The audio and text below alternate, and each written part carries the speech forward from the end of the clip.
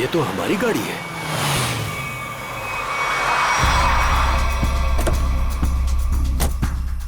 ये तो टीना और आकाश की गाड़ी है। Oh my God! आकाश, टीना, बच्चे नहीं है। मैं एक बार फिर से फोन करता हूँ।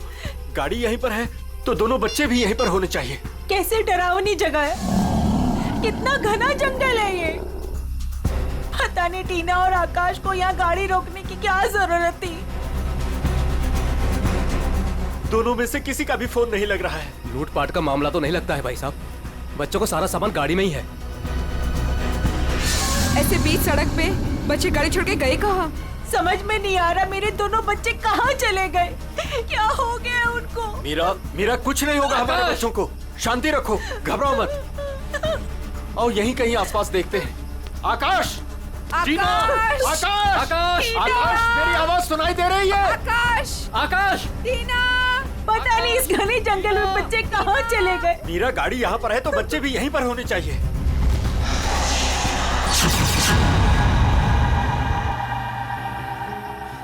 भाई साहब, कहीं कोई कुछ भी नहीं है वहाँ। यहाँ पर भी नजर नहीं आ रहा है। सन्नाटा। चुप हो जा।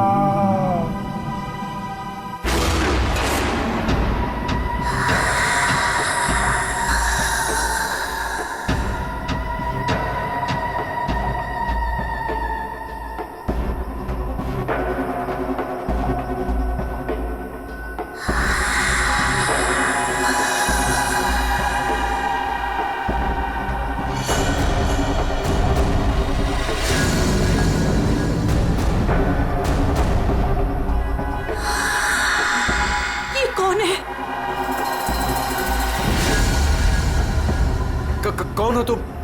कौन हो तुम? जाओ, जाओ यहाँ से। बोलो, आवाज बिल्कुल नहीं, वरना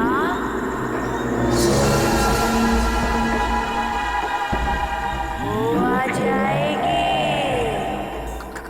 कौन आ जाएगी? कौन आ जाएगी? वही आएगी जो अपना सर हाथ में लेकर घूमती है।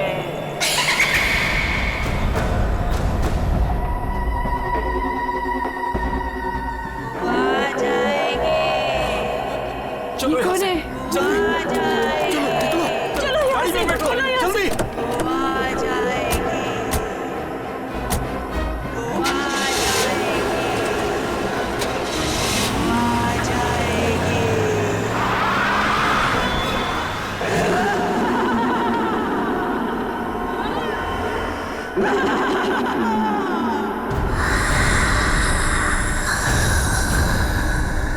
आ जाएगी। आ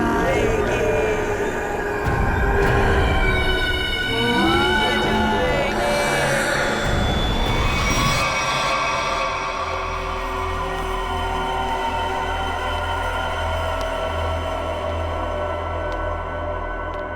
और तभी एक औरत आई। उसका सर नहीं था। वो मुझे मारने आई थी। वो मुझे मारने आई थी। उसका कटा सर उसके हाथ में ही था। वो मुझे मार डालेगी। वो मुझे मार डालेगी। बचा लो मुझे। वो मुझे मार डालेगी। ये क्या हो गया मेरी वत्सला को? कैसे बर्ताव कर रही है? अब क्या करूं मैं?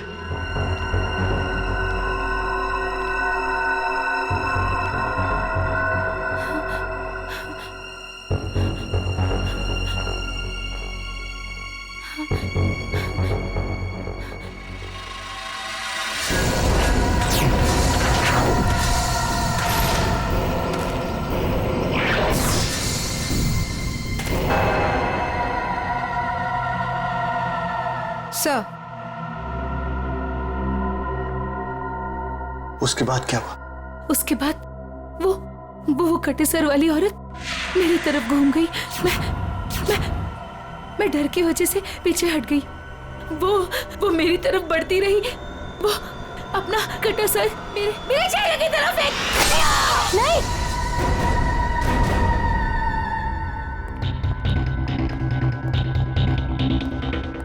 डॉक्टर साहब, क्या हुआ है मेरी वाइफ को? मिस्टर नमित, देखिए ना डॉक्टर साहब के साथ क्या किया वत्सला जी ने। 10 इंजेक्शन दे चुका हूँ शांत करने के लिए, लेकिन कोई असर ही नहीं हो रहा। लेकिन हुआ क्या है वत्सला को? इनका दिमाग एक सरकटी औरत के बारे में सोच रहा है। उसकी चाल डाल, उसका रवैया और पता नहीं क्या क्या इसके दिमाग में घुस गया है। Oh my God. डॉक्टर साहब, मेरी वाइफ ठीक तो हो जाएगी ना?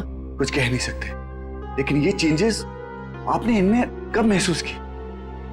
कल रात वत्सला की गाड़ी दहलिया रोड पे खराब हो गई थी। मैं इसे लेने वहां गया, तब से इसकी हालत ऐसी है। देखिए मिस्टर नमित, इनकी हालत बहुत नाजुक है। मेरी मानिए तो इन्हें फौरन हॉस्पिटल में एडमिट कर दीजिए। सर, मुझे तो लगता है कि वत्सला जी के साथ जो कुछ भी हुआ है ना, दहलिया रोड पे ही हुआ है। श्रवण, हमने कहीं वहां से आकर कुछ गलती तो नहीं की ना? अब हमारे बच्चे कैसे मिलेंगे? मुझे तो लगता है उस खूनी औरत ने कुछ कर दिया है टीना और आकाश को। भाई साहब, मुझे लगता है कंप्लेंट लिखवा देनी चाहिए। पता नहीं बच्चे किस हाल में होंगे। उमेश, मैं तो कहता हूँ हमें सीआईडी को फोन करना चाहिए। मैं करता हूँ भाई साहब।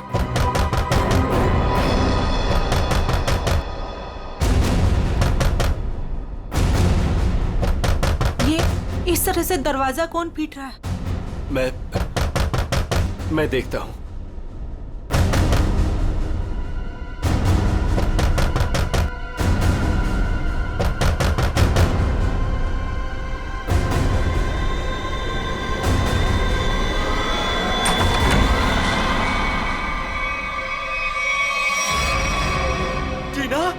टीना बेटा, टीना बेटा, टीना बेटा, ये क्या हो गया? क्या हो गया? किसने किया बेटा? ये किसने किया?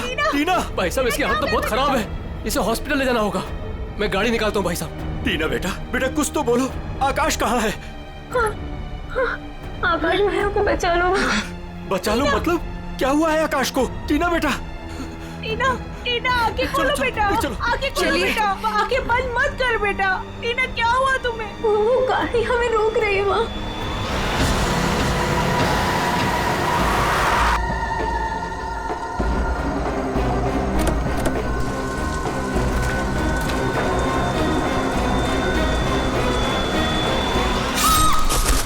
ये कहाँ जा रहा? टीना बेटा, आंखें खोलो बेटा। टीना, तुम हमें छोड़ के नहीं जा सकती।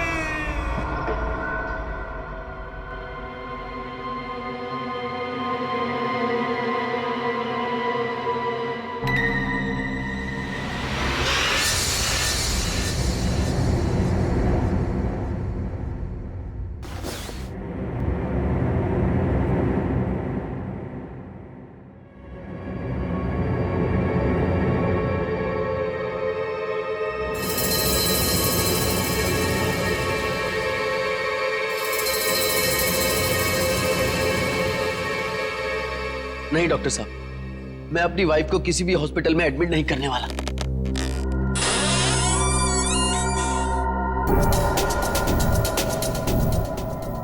आपसे पहले भी 4 और डॉक्टरों ने मुझे यही एडवाइस दिया। अब मेरी वत्सला का इलाज मेरे घर पर ही कीजिए ना डॉक्टर साहब।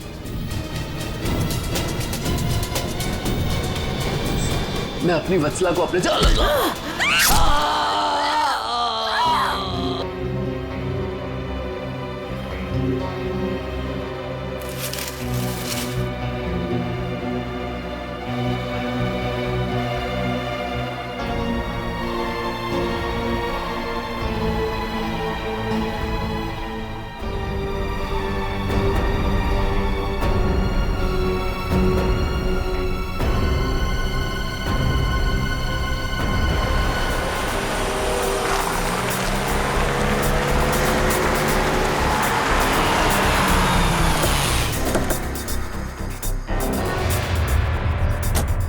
आइए इस तरफ, यहाँ पर आइए।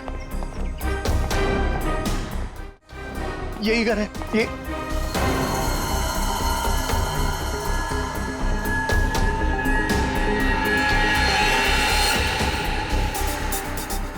तो यहाँ पे जबरदस्त हाथापाई और तोड़फोड़ हुई है। चारों तरफ खून, सामान बिखरा पड़ा है। मिस्टर अमन, आपको कल रात ही हमें खबर कर देनी चाहिए थी। लेकिन सर, नमित के शरीर पर इतना खून देखा कि मैं डर गया था। हाँ सर। ये जिस किसी भी हथियार से विक्टिम पर हमला किया गया है, वो हथियार काफी तेज धार वाला होगा। सालुंके साहब, आपको कैसे पता चला? ये देखो, ये छोटी छोटी बूंदें देख रहे हो खून की, ये एक धार में सीधी। सर लगता है किसी चाकू या छोटे खंजर का इस्तेमाल किया गया है। पता नहीं जिसको भी इसने मारा है वो जिंदा है या नहीं। और ये खून से सने हुए पांव के निशान तो घर के अंदर की तरफ जा रहे हैं। तो यहाँ पर नमित के अलावा कोई और भी रहता है क्या? हाँ, उसकी वाइफ। ओह माय गॉड, कहीं उससे तो कुछ नहीं हो गया। अभी जी देखो देखो सर,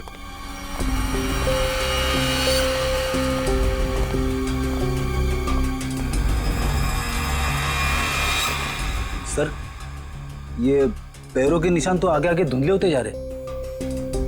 एक काम करो, इस कमरे को चेक करो।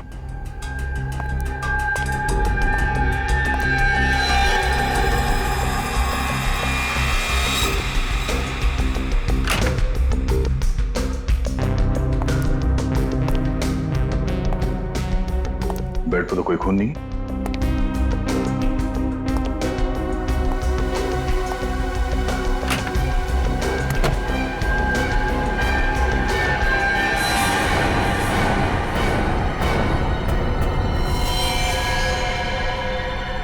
कौन हो तुम? बाहर आओ। बाहर आओ।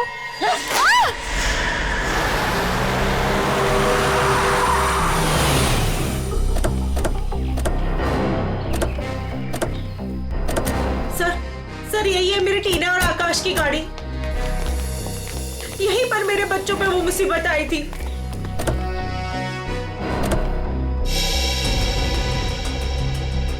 सर वो उस जगह पे खड़ी थी, वो भयानक दिखने वाली लड़की। हाँ सर उसी ने हमारी बेटी को मार डाला है और वही हमारे बेटे आकाश को लेकर गई है। सर गाड़ी के अंदर तो सब ठीक ठाक ही लग रहा है। और सर हाथापाई के भी कोई निशान नहीं। अच्छा, हाँ सड़क पे भी जैसा लग नहीं रहा है कि कुछ हुआ है। क्या टीना ने एग्जैक्टली क्या कहा था?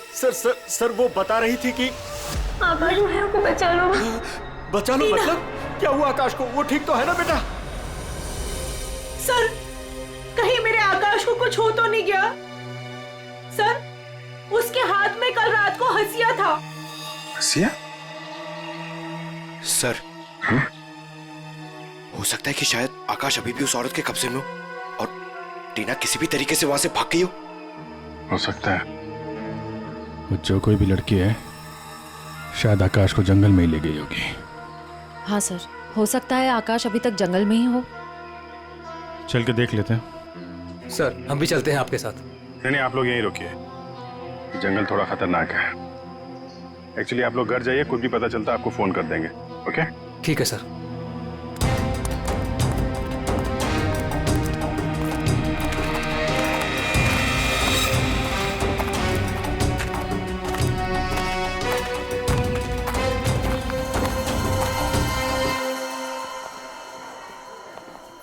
डॉक्टर साहब, वो आदमी कहाँ है जो खून से लथपथ आपके हॉस्पिटल में आया था? सर वो आदमी अंदर है। तो अब होश में है या अभी भी बेहोश है? नहीं, अभी होश तो आ गया है उसे, मगर थोड़ी बहकी बहकी बातें कर रहा है। क्या हम उनसे मिल सकते हैं? जी बिल्कुल, आइए।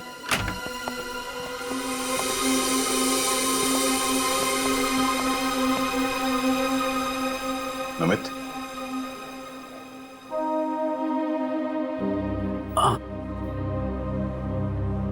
कौन? हम लोग सीआईडी से हैं। क्या तुम बता सकते हो कि ये तुम्हारे साथ कैसे हुआ? मार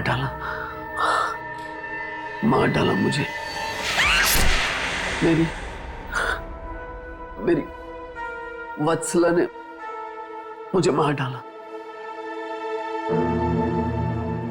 पूछिए अमन से। मुझे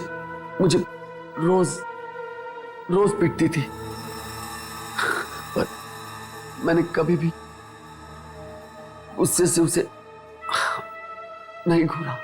हाँ सर, मैं हमेशा इस बेचारे की दर्द भरी आवाज सुनता था।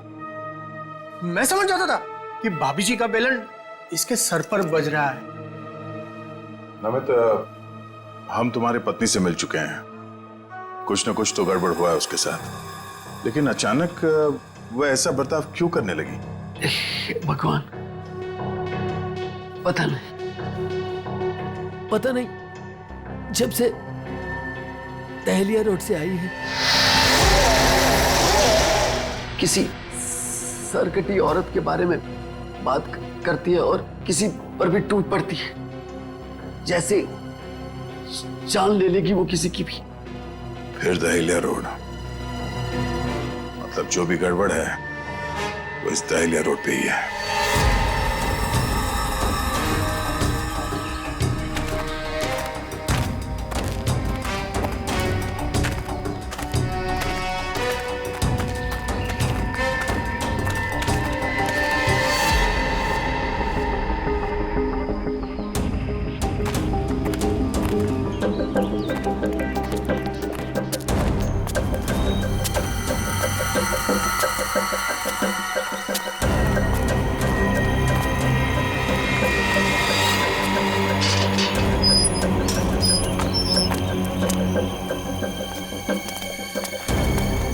ये तो बिल्कुल हॉरर फिल्म की तरह बंगला है, जंगल के बीच में इतना सुनसान।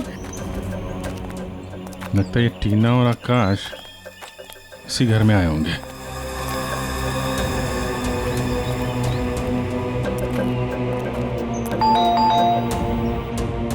ज्यादा फिल्में मत देखा करो।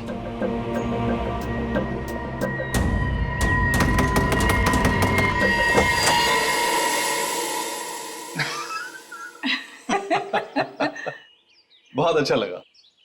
इतने सुनसान जंगल में भी कोई हमें मिलने आया। एनीवेज, मेरा नाम डीके है और ये मेरी धर्म पत्नी रागिनी। अरे आइए ना आप लोग, अंदर आइए, बाहर क्यों खड़े हैं? प्लीज आइए आइए आइए। सर, ये लोग तो बहुत अजीब हैं। ये तो हम लोग से ऐसे बात कर रहे जैसे हम लोग इनके रिश्तेदार हैं। काफी अच्छा घर है। Thank you. आसपास दूसरा कोई घर नहीं दिख रहा है, तो इतने सुनसान जंगल में आपने ये घर बनाया है? बनाया नहीं है सर, खरीदा है। वो क्या है ना कि हम दोनों पति पत्नी एक कलाकार हैं और अपनी सोच के आकार को पूरा करने के लिए हमें शांति और एकांत की सख्त जरूरत रहती है। जी हाँ सर, यही हमारा घर भी है और हमारी दुनिया भी है। और हाँ, आपको एक बात और बताना चाहूंगा। हम लोग रहते जरूर इस सुनसान इलाके में हैं, लेकिन कला के क्षेत्र में हमारा बहुत बड़ा नाम है। अच्छा। कब खरीदा आपने ये घर? बहुत साल पहले खरीदा था। अब तो ध्यान भी नहीं है हमें कि कब खरीदा था हमने। हाँ, ये तो याद होगा कि कल यहाँ पे कौन आया था। हाँ सर, बिल्कुल। लेकिन कल तो यहाँ कोई नहीं आया था सर। ये फोटोज देखिए, ध्यान दीजिए और सोच के बताइए, क्या इन दोनों में से कोई भी कल यहाँ आया था? नहीं मैडम, इनको हमने पहले कभी नहीं देखा।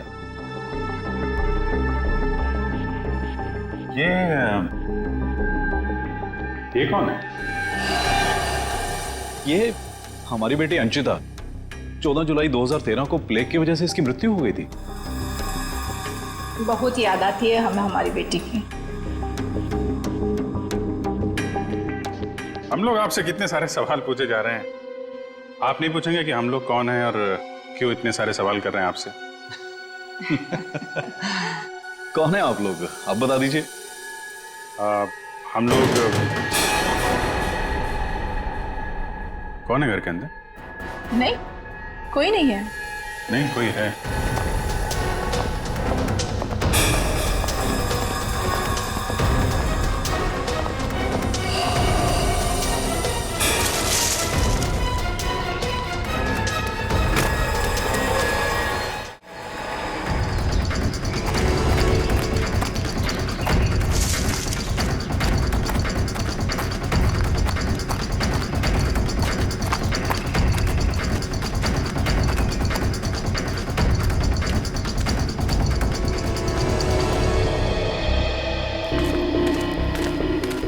आया तो इस तरफ ही था। कहीं हमें देखकर छुप तो नहीं गया? हो सकता है आकाश भी उसी का साथ ही होगा शायद। देखते हैं।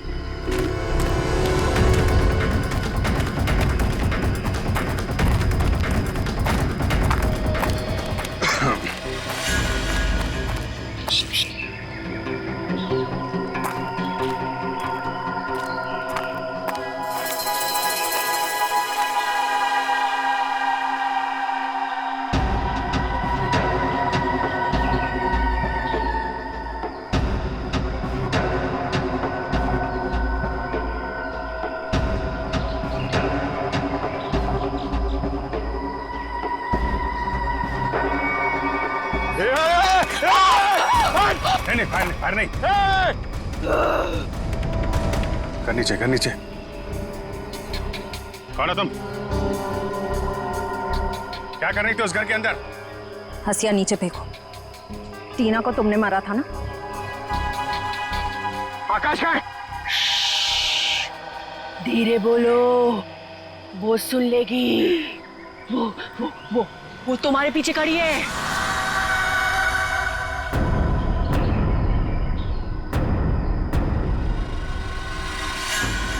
कौन है हमारे पीछे? कोई नहीं है, लगता दिमाग हिला हुआ इसका। क्या दिखा रही है? कौन है पीछे? वो तुम्हारे पीछे बिना सर वाली औरत अपना सर हाथ में लेके दिखा रही है। सर, ये उस सिरकटी औरत की बात कर रही सर, वत्सला जैसी बातें कर रही है। हमारे पीछे कोई नहीं है। किसकी बात कर रही हो तुम? ऐसे नीचे करो, नीचे रखो। मैं मार दूंगी उसे, मैं मार दूंगी उसे, मैं मार दूंगी।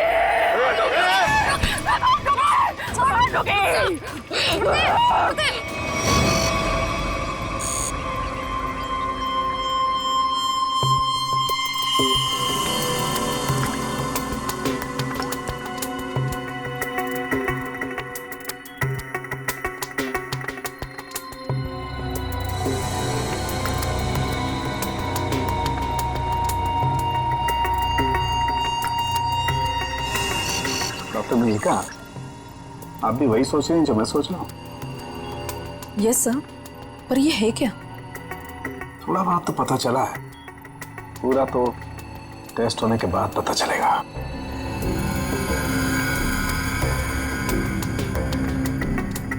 सर, मुझे लगता है कि आप ये कलर एरिया देख रहे हैं। ये ब्रेन टेल की नर्व्स की तरफ आ रहा है। इन दोनों औरतों के दिमाग के साथ छेड़छाड़ी की गई है।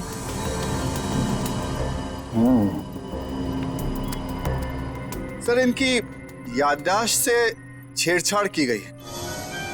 इनको कोई नेचुरल रोग या दिमागी बीमारी नहीं, इनकी तो मेमोरी ही बदल दी गई है। मतलब ये कि आर्टिफिशियल मेमोरी भर दी गई है इनके दिमाग में। Yes sir. क्या आर्टिफिशियल मेमोरी भर दी गई है? हाँ जी। मतलब ये दोनों औरतें जो देख रही थी या बोल रही थी, इनके दिमाग का वहम नहीं था? बिल्कुल नहीं था। दरअसल क्या होता है कि इंसान के बचपन से लेकर के उसके बड़े होने तक उसकी जिंदगी की तमाम यादें उसके दिमाग में एक डिस्क की तरह से जमा हो जाती हैं, कुछ इस तरह से। और फिर कोई एक दिन गर्दन के पीछे ऐसा इंजेक्शन लगा देता है, ये देखिए, यहां दिख रहा है, जिससे ब्रेन में कंपार्टमेंट्स बन जाते हैं और जिंदगी की सारी याद ब्लॉक हो जाती है। इंसान एक सेमी कॉन्शियस स्टेट में चला जाता है, आधी बेहोशी की हालत में। के बाद फिर क्या होता है? इसमें इंसान के दिमाग को सुन कर देने वाला ड्रग दिया जाता है। इंसान अगला पिछला सब भूल जाता है। आप सुन सकते हो, समझ सकते हो, लेकिन आप रिएक्ट नहीं कर सकते। और फिर इस हालत में उसको एक कटी सिर वाली औरत दिखाई जाती है और उसके कानों में बार बार ये बातें सुनाई जाती है कि ये लोग आपको मारने वाले हैं और ये सारे इंसान आपके दुश्मन हैं और आपको उनको मार देना है। और ड्रग के असर की वजह से दिमाग कुछ इस तरीके का दिखाई देने लगता है। हर याद को दबाकर, सप्रेस करके उसे सिर्फ उतना ही हिस्सा याद करने के लिए दिया जाता है जितना कि बेहोशी की हालत में उसे सुनाया या दिखाया गया था।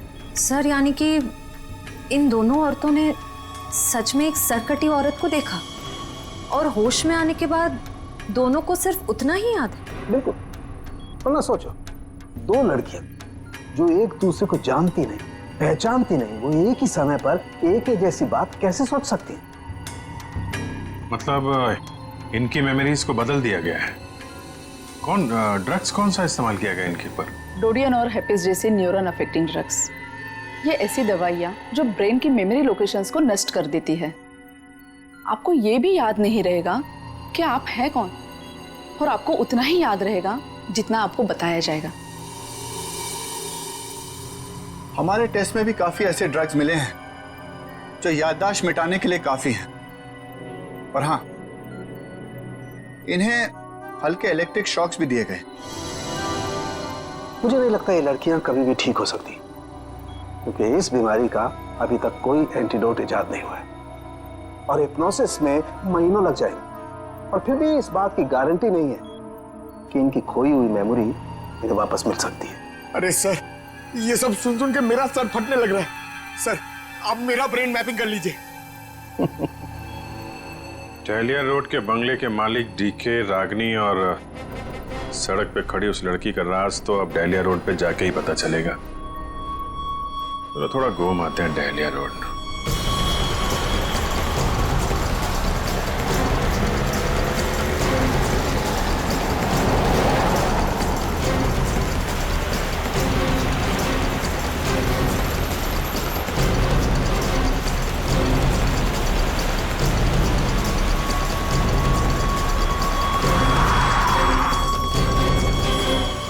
ये हमारी बेटी अंचिता है। 14 जुलाई 2013 को प्लेग की वजह से इसकी मृत्यु हो गई थी। ये तो वही लड़की है, डीके और रागिनी की मरी हुई बेटी। मेरी मदद कीजिए प्लीज। कैसी मदद? मेरा मतलब क्या मदद चाहिए आपको? मेरे मम्मी पापा अचानक से बेहोश हो गए। मैंने बहुत कोशिश की उन्हें उठाने की, पर वो नहीं उठे। कहाँ है कहाँ आपके मम्मी पापा? घर पे आके देखिए ना प्लीज, पास में है। चलिए आइए आइए, कहाँ पर है? चलिए। अच्छा, इन नाम से कोई भी रजिस्ट्रेशन नहीं? ओके ठीक है, थैंक यू सर। सारे पेंटर्स एसोसिएशन में फोन कर लिया सर, मगर डीके और रागिनी के नाम से कोई भी रजिस्ट्रेशन नहीं। सब कुछ झूठ बोला उसने। मुझे तो लगता है कि उसने अपना नाम भी गलत बताया है। जयवंती, कुछ पता चला?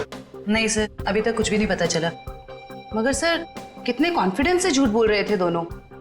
लगता है सर अब एक ही रास्ता बचा है, उन्हीं से सच उगलवाना पड़ेगा। नहीं जयवंती, पहले उसकी सारी डिटेल्स निकालते हैं, फिर उठाते हैं उसे। लेकिन सर पता कैसे चलेगा? एक काम करो, डहलिया हाउस में जो उनकी तस्वीरें खींची गई थी उन्हें क्रिमिनल डाटाबेस से और मिसिंग केस फाइल से मैच करवा के देखो, शायद असलियत सामने आ जाए। आइए। यहाँ इतनी रोशनी कम क्यों है? वो घर आबादी से दूर है ना, इसलिए वोल्टेज थोड़ा कम है। ये देखिए। दोनों एक साथ कैसे बेहोश हो गए? कहीं इस लड़की ने तो कुछ नहीं कर दिया?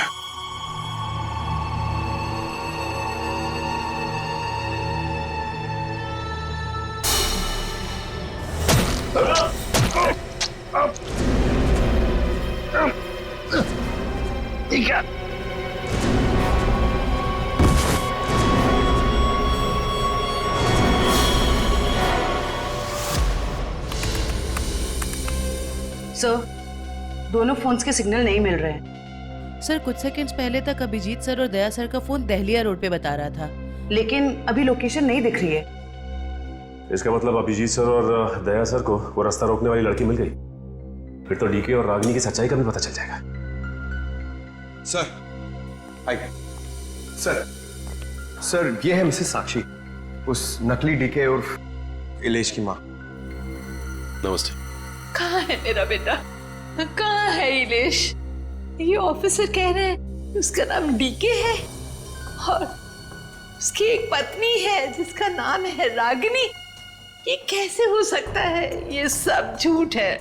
जी नहीं, ये सच है। एक छानबीन के दौरान आपके बेटे और उस औरत से मुलाकात हुई हमारी, जो अब डीके और रागिनी बने बैठे, और उसी छानबीन में मिसिंग कंप्लेन से उनकी सच्चाई भी पता चली।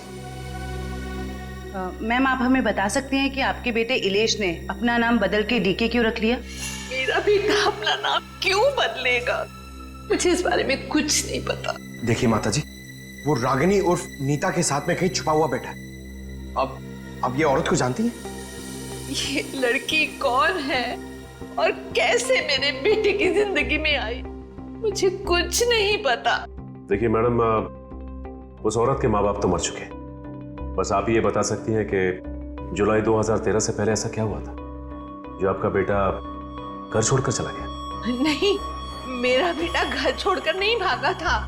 हाँ, इलेश दिमागी तौर पर बीमार रहता था, तो एक बड़े साइकोथेरेपिस्ट के पास उसका इलाज चालू था, और उसी थेरेपी की सिटिंग के लिए वो डॉक्टर के क्लिनिक गया था, और फिर वो वापस ही नहीं आया। अच्छा मैम, ये बताइए कि नाम क्या है इस थेरेपी क्लिनिक के डॉक्टर का?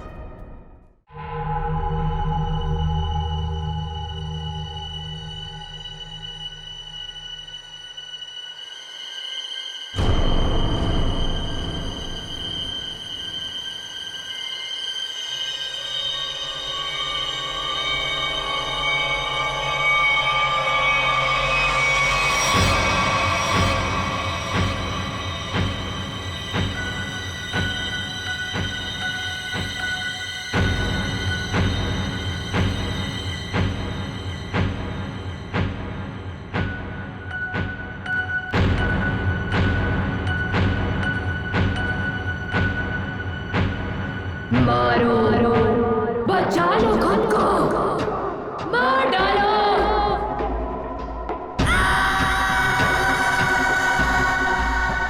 मारो, मार डालो, सब दुश्मन है तुम्हारे।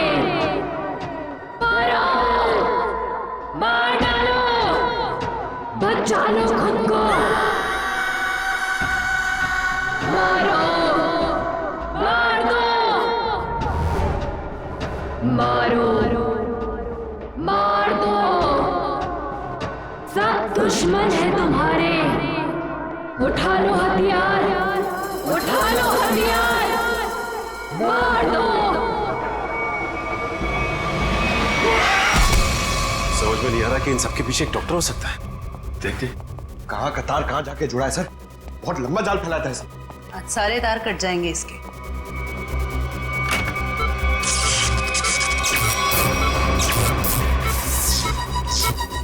Oh my God.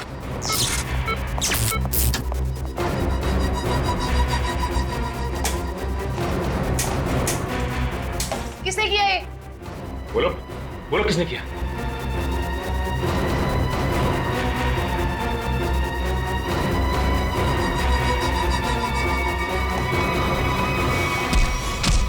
बता कौन है इन सबके पीछे? तुम उस बिना सर वाली औरत के साथ मिले हो ना? मैं नहीं, तुम उस सरकटी औरत के साथ मिले हुए हो। मैं जानता हूं, मैं छोड़ूंगा नहीं तुमको। तुम और उस औरत दोनों को खत्म कर दूंगा मैं। तुम मुझे मारना चाहता है ना? छोड़ूंगा नहीं तुम्हें।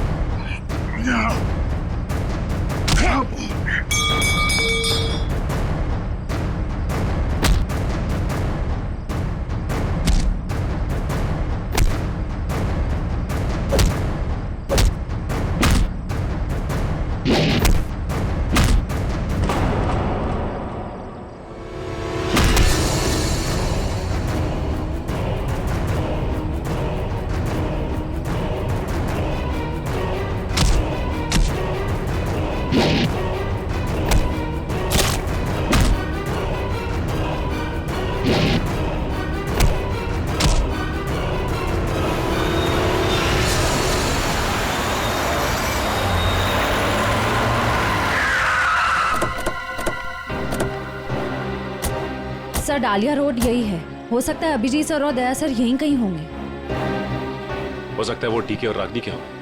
हम लोग जाके देखते हैं, तुम लोग यहीं रखो, एक डॉक्टर जाना नहीं चाहिए। हाँ ठीक है, चलो आ जाओ।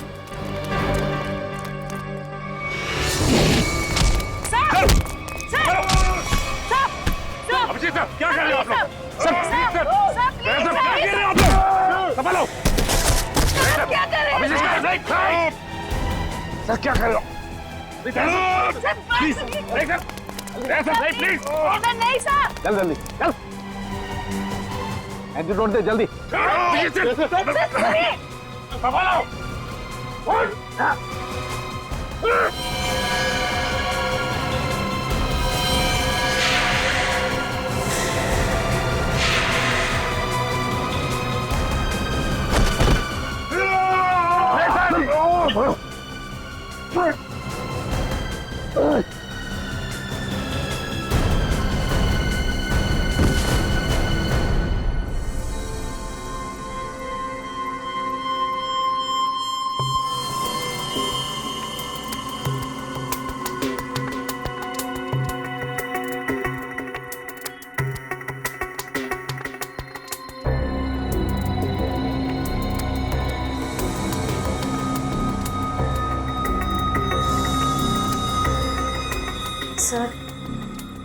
सर सब ठीक तो है ना?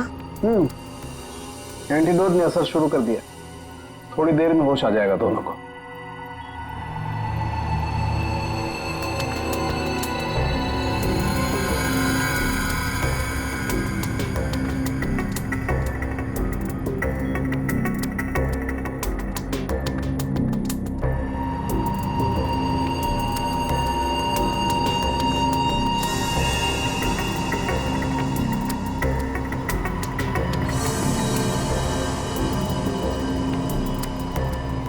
शुक्र मनाओ डॉक्टर सालुंके, अगर ये दोनों ठीक हुए हैं तो सिर्फ मेरी वजह से। अगर अपने दिमाग का सही इस्तेमाल किया होता ना तो एक मुजरिम की तरह इस हालत में नहीं खड़े होते, समझे? विकास अंकल, आपकी वजह से मैं भी एक मुजरिम बन के रह गई। अभी तो सिर्फ तुम दोनों का गुनाह सामने आया है। जिस दिन तुम दोनों को सजा मिलेगी ना, उस दिन समझ में आएगा कि गलत राह पे चलने का अंजाम क्या होता है।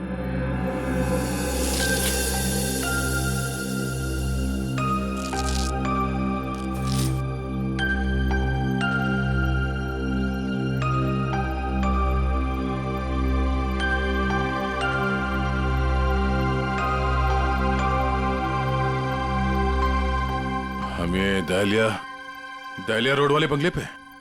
नहीं यार, न्यूरो सेंटर में है भाई।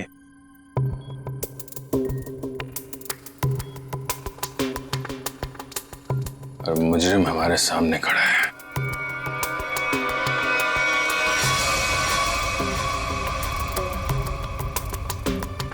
अच्छा एक बात बताओ, तुम्हें अभी वो कटे हुए सिरवादी औरत और वो भयानक आवाज से तुम ही सुने थे? सर वो तो उस वत्सला के दिमाग में था, और वो जंगल वाली लड़की के दिमाग में भी, वो जो हंसिया लेके घूम रहे थे।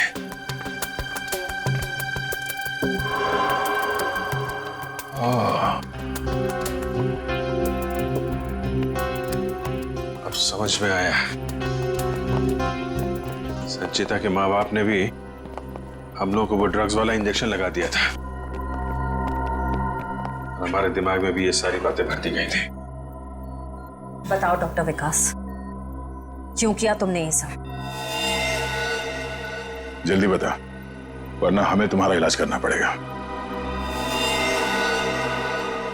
क्या बताऊं, डॉक्टर सालुंके ने सब कुछ समझा तो दिया था। मैं दुनिया में तहलका मचाने वाला ब्रेन मैपिंग एक्सपेरिमेंट करना चाहता था। बेहोशी में मैं लोगों को यहां लाता था